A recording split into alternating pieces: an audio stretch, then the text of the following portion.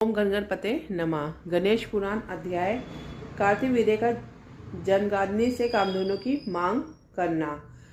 साजक को सचिव का परामर्श युक्त प्रतीत हुआ। वह सोचा अवश्य ही यह गाय आहार की सिद्धि में प्रमुख कारण है, इसलिए भूमि से इसकी याचना करनी चाहिए।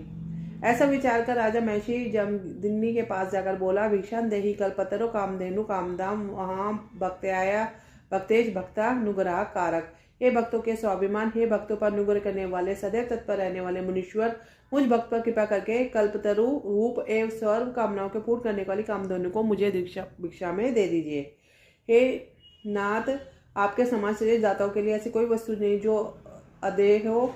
देखिए, प्राचीन काल का वृतांत है कि देवताओं की याचना पर महर्षि दधि ने अपनी अस्थियां तक दान कर दी थी। हे तपोवन, हे तपस्या की राशि से पूर्ण संपन्न मुनिधन, आप अपनी मुमज्ञा द्वारा लीला मात्र से सहस्रों लाखों कामधेनु के समूह का सृजन करने में समर्थ है। प्रभु, मुझ पर कृपा कीजिए। इस कामधेनु के मेरे इस अधिक जनसमूह वाले के लिए और आवश्यकता है, जबकि वह आपके लिए कोई विशेष महत्व की नहीं है। मुनि ने राजा की कोई बात का उत्तर नहीं दिया। स्वेच्छा स्वयं ही समझ जाएगा कि नहीं देना चाहते, किंतु राजा तो काल के वशीभूत हो रहा था। उसने उत्तर प्राप्त हुए बिना चैन कहा था। एक महाप्रतापी क्षत्रिय होकर ब्राह्मण से दान मांगते हो। दान लेना तो ब्राह्मण का कार्य है, क्षत्रिय का नहीं। क्षत्रिय तो सदैव दान देते आए हैं, फिर तुम ये वगरूध की चेष्टा क्यों करते हो? राजा ने कहा, मुनीश्वर, धरती पर विद्यमान सभी वस्तुओं स्वामी राजा ही होता है, वही सबके प्राणों का भी अधिकारी है। चाहे इच्छित वस्तु प्राप्त करने के लिए पूर्ण अधिकार प्राप्त है, इसलिए आप मेरे ईश्वर प्रदत्त अधिकार को ध्यान में रखकर कल्पलाधेनु मुझे सौंप दीजिए। इसी में आपका और आपके समस्त